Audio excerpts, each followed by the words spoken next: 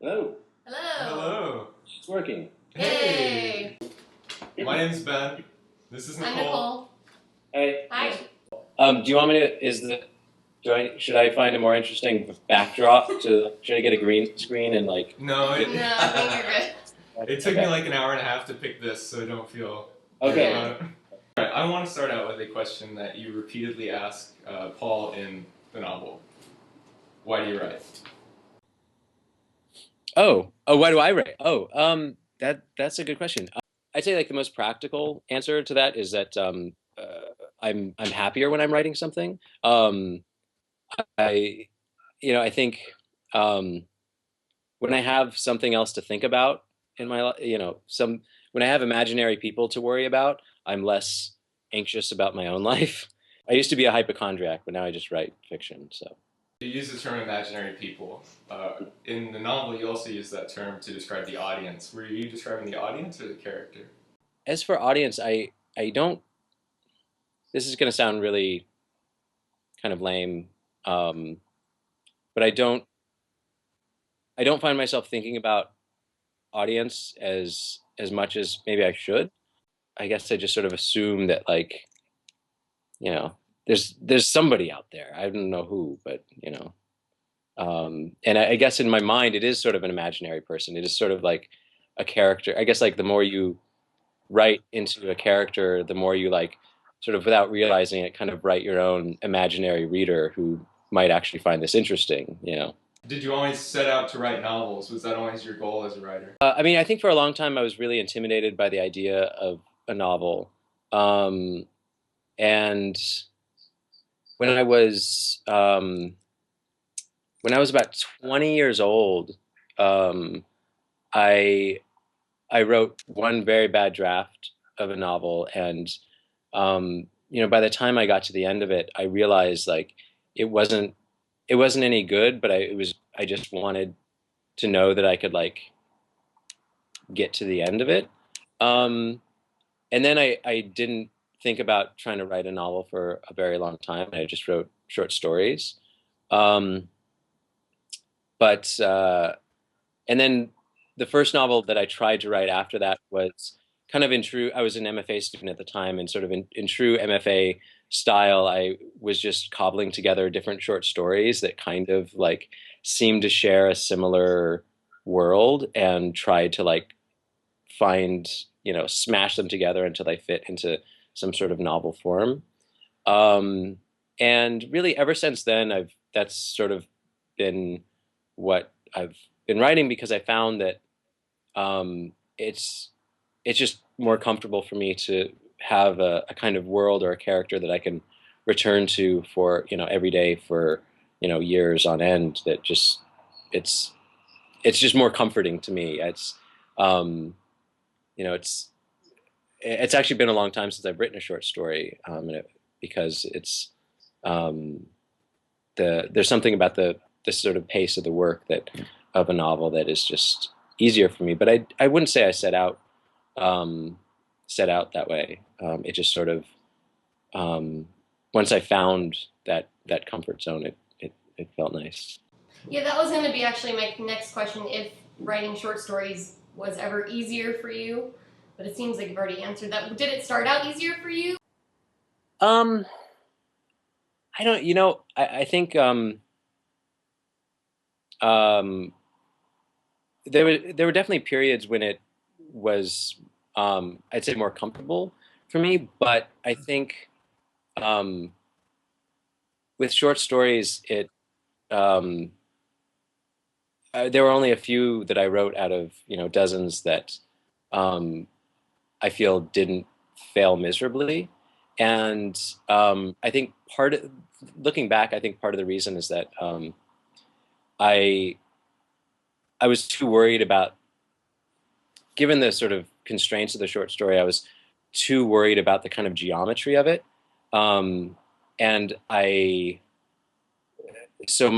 short stories that I were writing were way too controlled, way too um, choreographed, I guess. And so I think one thing that I responded to when I began focusing more on novels and that sort of, the marathon versus the sprint is that um, there was room for it to be more chaotic, and it didn't allow me to kind of micromanage anymore. I had to kind of relinquish a lot of control, and I think that was helpful.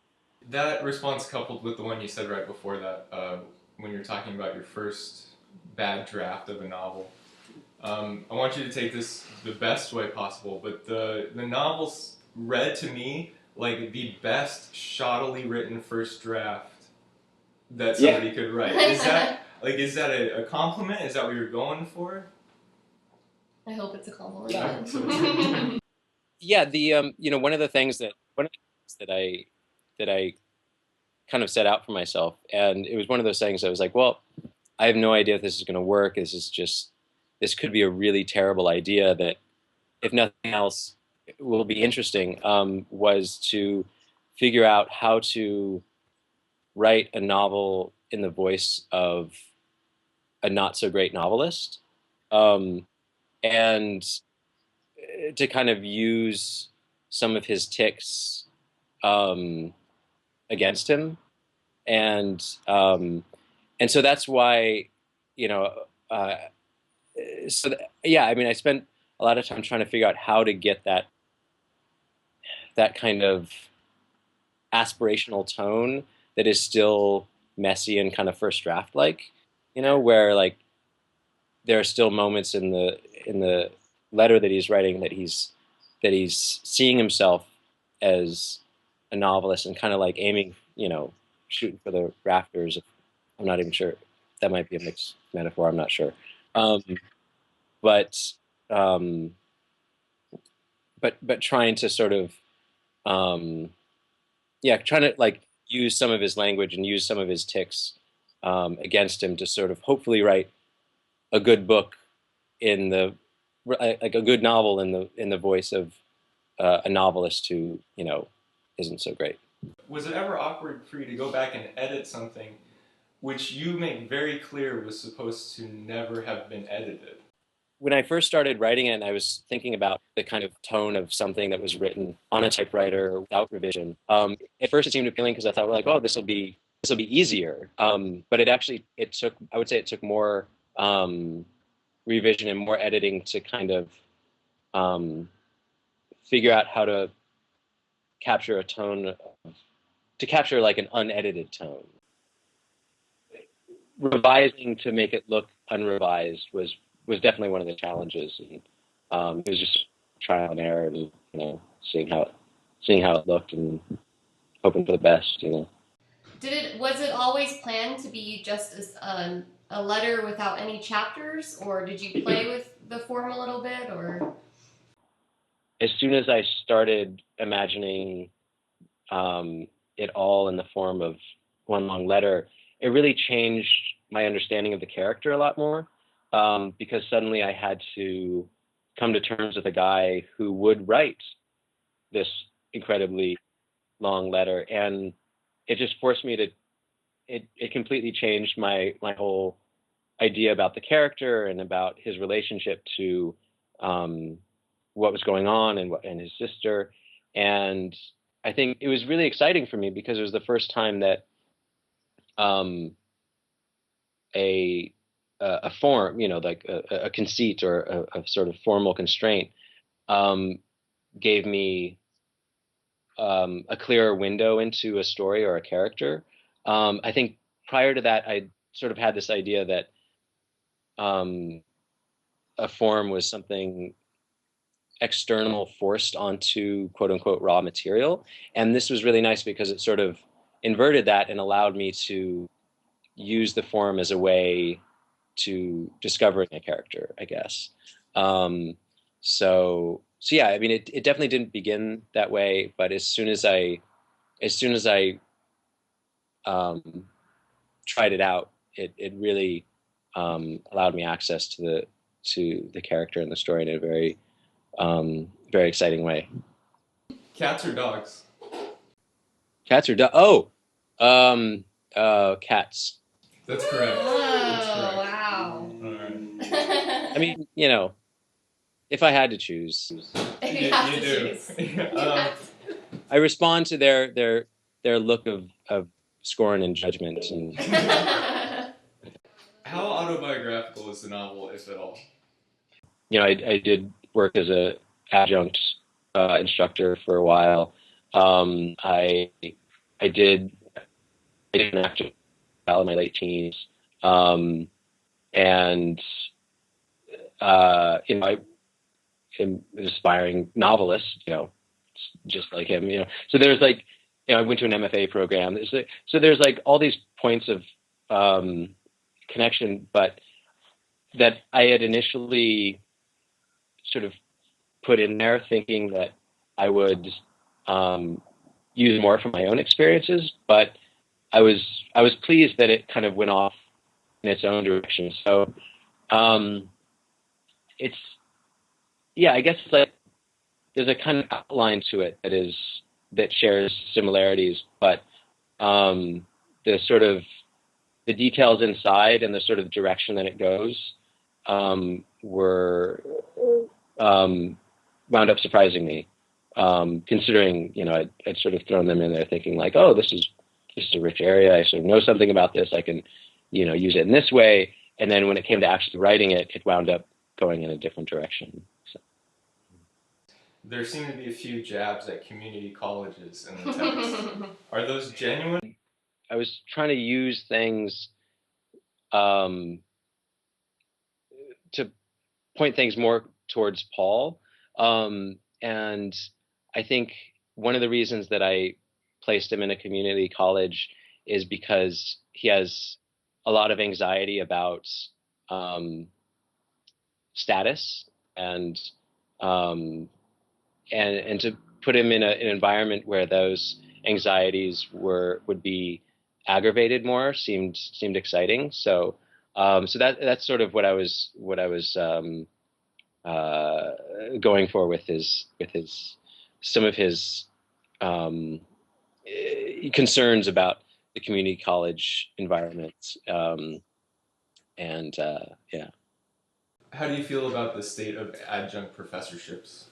Oh Good well, question. it's it's not good. Yeah. It's bad. It's way bad. Yeah, it's definitely not a career path that I would recommend. And I guess that's one of the similarities is that I don't think Paul would recommend it either.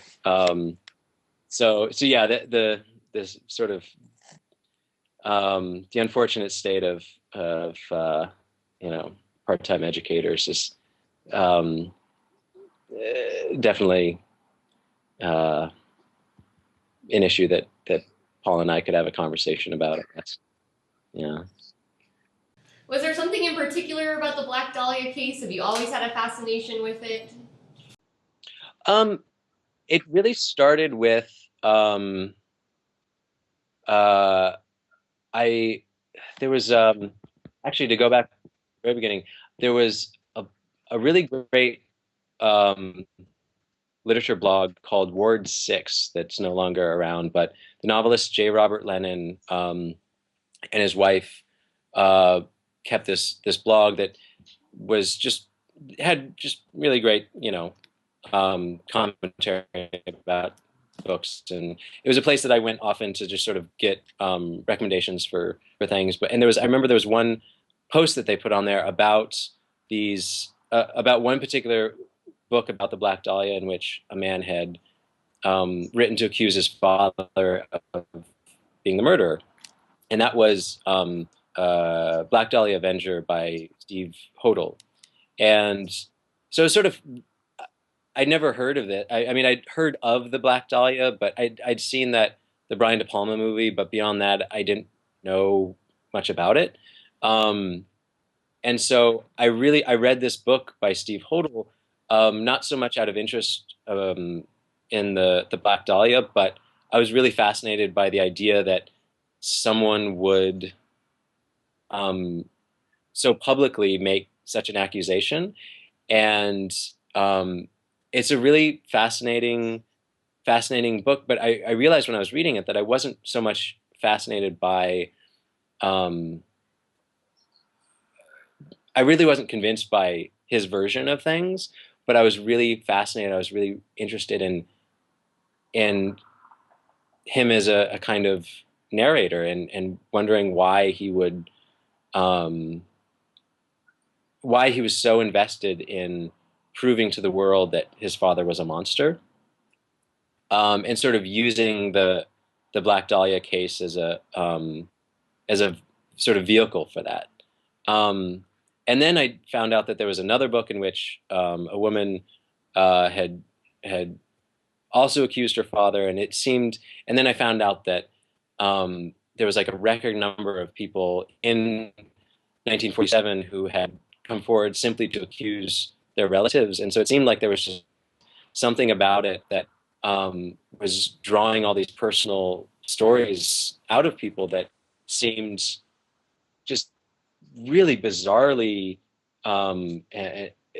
It's like people were just bending over backwards to kind of fit themselves into this larger story, um, and so that's really what got me interested in it, um, and um, got me started thinking about not so much the case itself, but about the people obsessed with the case. Um, and yeah, I mean, I'm still, like when I'm channel surfing and come upon court TV, and there's some new, you know, case that people are freaking out over, and the cameras will go to was it like that Casey Anthony thing? Yeah, and I remember on TV one day seeing that these all these people had camped outside of, it was either her house or her parents' house or something like that, and Court TV was like interviewing these people, and they were just so, they were invested in the case far beyond um, anything rational. It was like they'd clearly like invested something so personal into this that they'd clearly like imagined themselves into it in this really strange way. And so yeah, I was really interested in that kind of impulse, um, to sort of insert ourselves in these other narratives, and the Black Dahlia case was just so um, so rich for that. For that. Are you afraid that anybody's going to pick up your book thinking they're going to learn anything about the Black Dahlia case? I was definitely, yes, yeah. I was so um, when the publishers were working on a cover, um, one of the covers that they came up with had an image of the Black Dahlia, and I I asked them not to go in that direction because I was concerned. Yeah, exactly. I was concerned that people would pick it up thinking it was something different than it was, and especially knowing the kind of um, uh, the intensity of feeling and emotion around that people have, that these people who really obsessed with it have about the case. I didn't want people you know picking up thinking that this is going to be something legitimately trying to solve something like.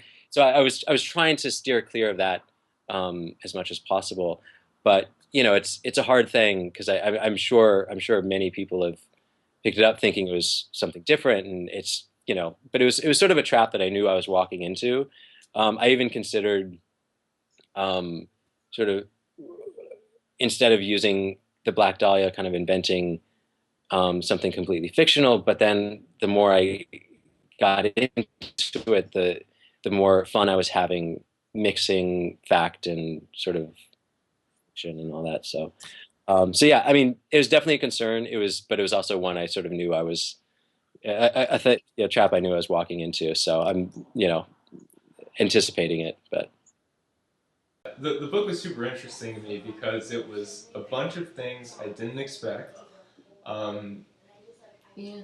and then once you start reading it, you think you have it pegged, and you don't You don't. The at end all. is like, yeah, the ending just surprised me. I mean, Cooley's appearance, everything, the way it all unfolds at the end is not at all what I was expecting. That being said, and we both liked it a lot, what percentage of readers do you fear will stop reading before the reveal almost? Oh, I don't know. That's a good question. I think it, you know, I think there's a lot about like I really have no idea. I mean, I think so many people, so many different people read for different reasons, and I mean, I like the books that I find most fascinating, or um, I sometimes find it difficult to sort of, you know, pitch to other people, but yeah, I really, I have no idea. I mean, I hope people keep, stick with it long enough to kind of um, uh, find the things in a novel interesting that I find interesting. But yeah, I have no idea. I don't know. I It's just, the Orson Welles jump. They have to make it to there. yeah, yeah, yeah, The Orson Welles insanity. yeah. I mean, I had a blast writing that. But yeah, I mean, I don't know. It's just sort of this, blind thing. It's like I hope they get far enough into it to, to not be too angry at it. Yeah, and that's what happens. I picked it up because we were doing a noir issue. I saw the cover and I was like, well, it seems noir-ish, and there are a few references. Um, but as soon as I started it, I got about 20 pages in, and I was like, what did I buy? And then you keep reading, and then it unfolds and unfolds, and I mean, but it turns out to be pretty fantastic. A new take on it. Well, thank you. Yeah, I mean, I think as a reader, I definitely live for those moments when I suddenly realize I have no idea what the fuck's going on. Exactly. And um, also as a writer too, it's like you sort of start something with certain like ideas, like in your mind, and then hopefully you like get far enough into it to the point where you're like, I have no idea what I'm writing anymore, and that's the exciting part. And so it's so I always hope that you know I can either find a book that sort of brings me to that point, or find a writing project that brings me to that point. So I'm glad to hear that. Paul is definitely one of those characters that you just can't stand too. For like the first 40 pages, you have to get into, I guess I don't want to say get into his head, but you have to like find some sort of common ground with him in order to continue to put up with him.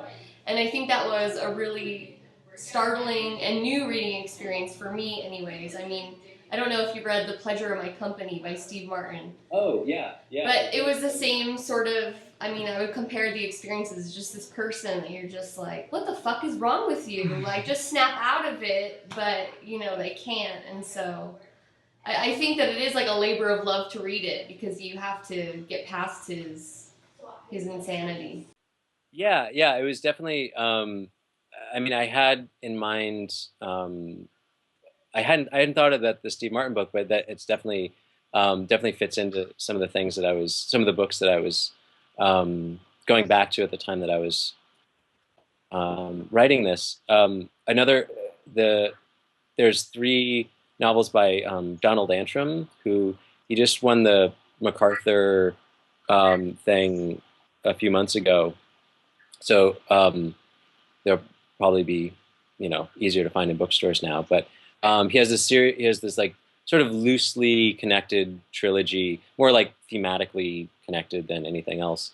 Um, and all three of the narrators in these books have this kind of it's a certain kind of myopia that is was really exciting for me as a reader um, to get into, just sort of seeing their blind spots and sort of seeing how they like rationalize those blind spots, and seeing how they like navigate the world to make it a little more um, acceptable to themselves, given certain prejudices about it. And so I was definitely thinking a lot about his narrators, and just sort of rethinking like certain ideas I have about you know why I read and what excites me about a narrator. And a lot of times it is that moment of um, hesitancy I have with a character that somehow seduces me into sort of like their weird, strange world, or the way that they have to like skew the world in order to make it something that they can deal with. There's the narrator of Zoe Heller's "What Was She Thinking?" Notes on a Scandal. Is another example of like someone who definitely has a pretty strange take on things. But once I got into it, it was really just exhilarating seeing how she sort of distorted distorted the world. You said you were an aspiring actor at one point. Did you Yeah. happen to be in the movie Signs of the Times? Yeah, yeah. I what? Did you see that? Weirdo. I well, as I said, I assumed this was slightly autobiographical, so I checked out your IMDb, Yeah. and you have one, which is cool. So I don't know whether you're aware, but now on IMDb for the movies that weren't blockbusters, we'll say, they will show the entire movie on IMDb. I had no idea. I didn't either. So this morning I watched Signs of the Times, Wow. and I couldn't pick you out. Well, first of all, I don't know if I've actually seen the entire thing, um, but I'm maybe at the end somewhere at a party, Okay, yeah. and um, I have a on the I have a smiley face drawn on my pants. Definitely know who you were. Remember? Okay, yeah, Oh, I was, yeah. Wow. Yeah. Okay. yeah. Right on. I believe my name was TJ. Yeah, it was definitely TJ, but I never heard anybody say the name TJ. Yeah, it was. So that was. I was living in. I must have been in high school at the time. I was living in Colorado, and that was uh, made by some friends of mine at the time who were all sort of. It was the '90s, and everyone was making independent films, and it's like there was just. It's like every success story was about someone who made an independent film for like $4, and suddenly like the world opened up to them, and so it was a this really great group of people who were sort of infected with that 90s let's make an independent film thing, and so it was so yeah, that was a long time ago. But yeah, that was good research. Thank Idea was you. all up there, but Oh, yeah. I'll check it out. Yeah, Definitely. it's a great watch, I assure you. One thing I really liked was kind of the relationship between Paul and his sister, and how there are these moments where you can tell, well, it really feels like he despises her, but then there are these times where he has like a soft memory of her, notably at the end when he remembers Long Beach. Mhm. And so I was wondering if you yourself have siblings, because I do. And often I feel super disconnected from them and can't stand them, but then I have this warm, fuzzy thing. And so it's always kind of, I've always felt like, am I a terrible person? Because a lot of the times I despise them. And so is that kind of something that you've worked off in your own life? Yeah, definitely. I have an older brother, and I was definitely not when I was writing this. I wasn't consciously thinking of our relationship, but I think it's true with any family member that um, part of the deal about having a family is that there are times when you just have this kind of like schizophrenic view of a lot of people where sometimes it's just really charged with emotions in one direction, and then the next day in another direction. And um, uh, so while I wasn't necessarily um, thinking of anything specific in my own life during those moments, it was I definitely you know understand that kind of um, that's, as I said, that sort of like schizophrenic um, emotional relationship with someone where it's sort of seems to be going in lots of different directions at once, and you have to sort of struggle to make sense of it. Have you considered any scholastic research regarding pornography? I asked due to Julia's comment regarding the absence of penis standards, Oh. and as well as your comment about an interesting porn commentary track you once heard. Yeah, I have not really pursued that as a uh, potential, path of scholarship. There's certainly been a lot done in that direction. Um, I definitely when I was thinking about that scene you're referring to, in which um, Julia comes in and to the room and talks about some of her porn research. I was definitely thinking about the that period in the '90s as being the sort of beginning of a lot of the popularity of that kind of scholarship and the sort of like the strange directions it can go in. Um, but that being said, as a uh, young man, I did you know my friends and I definitely did our own sort of uh, extracurricular, research into that. So it is a body of knowledge that I think a lot of males in our society have, you know, or at least they've done the primary research, I guess. Follow-up question. How many times do you have to watch the same porn to be so bored with it you turn on the commentary track? Oh well, that was that. So that came when a friend of mine just showed me because it was like it, there was it was like there in the menu or something. So it was like an option from point one. So it's like I never I yeah, it was. So I think that was actually the first thing we had to check out was like how, you know yeah, exactly. I mean, it never occurred to me that someone could someone could, would have that impulse to but you know it was the whole commentary thing was, it was a craze for a while. So you had to get the commentary anyway on anything possible. So And so during that commentary, all she did was begin to get hammered and then fall asleep. yeah, uh, she kind of like talked trash about a lot of people, and you could sort of hear beers cracking like every 5 minutes in the background.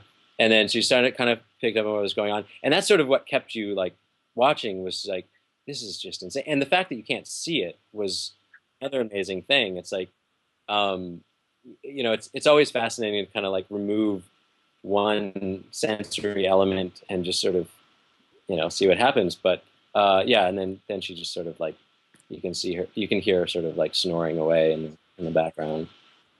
That's one way to do a porn commentary. Yeah, it's probably the only way to do it. Probably. Your favorite writer? Is there somebody that just made you want to write? Oh, uh, that I mean, I guess like at different stages in my life, there I would have different answers. Um, I mean, I think the first time I read Hundred Years of Solitude, it was definitely like I want to do this. Um, the first time I read um, Kurt Vonnegut when I was, I don't know, like 15 years ago or something. Um, uh, Nabokov is one that I come back to quite often. I think he's one of those writers who um, really blew my mind when I was 18, and I still read and equally fascinated by. Um, and uh, yeah, it's sort of it's I'd say I'm less um, when I was younger, I was definitely more like fixated on like individual authors, and then I think I was heartbroken too many times by authors who had like one or two just amazing books, and then the rest of their sort of disappointed me. So now I think I'm more like individual books that really knock my socks off. But I really, I mentioned Donald Antrim earlier, and he's, I mean, you his novels are really something very strange and incredible, and something that I haven't quite seen elsewhere before. But Are you a Don DeLillo fan by any chance? yeah, yeah, definitely. Um, I mean, the first time I read White Noise was, again, one of those moments that sort of like realizing, oh, I didn't know a novel could do this. Yeah. You Yeah, can write like this? You yeah. can be this fucking crazy? I didn't know we were allowed. Right. Yeah. Yeah, exactly. I read Libra in grad school, and Yeah. there was a concept in there called, I think he refers to it as a man in a small room, or a man working in a small room. And oh, okay, yeah, it's about the JFK assassination, or more about Lee Harvey Oswald. But the man working in a small room, the whole concept, while we were talking about it in grad school, and it's been a while, so I've forgot most of it. But when I was reading your novel, it like reignited that, because it's basically somebody who's so obsessed with something that they lock themselves in a small room and they just work and work and work at it, which is just like Paul. Yeah. So I was wondering if you had gone off of that conceit at all, but apparently you both reached it on your own. Yeah, no, I mean, I hadn't, but I'll definitely. I mean, I've read um, many of his other books, and I'll definitely check out Libra because I mean, it sounds. Um, yeah, I mean, there's just something really seductive to me, and I think a lot of writers about the that level of obsession and intensity that you know forces someone to lock themselves in the room. I think that's it for my questions. Yeah, me too. Yeah. Yeah, it was great to meet you. Thank you so much for doing this. Yeah, of course. Thank you so much for reading the book and having questions about it, and also thanks so much for having this great venue. It's an incredibly important thing that people keep you know getting stories out there, and so thank you so much. Thank you. Bye. See ya. You guys.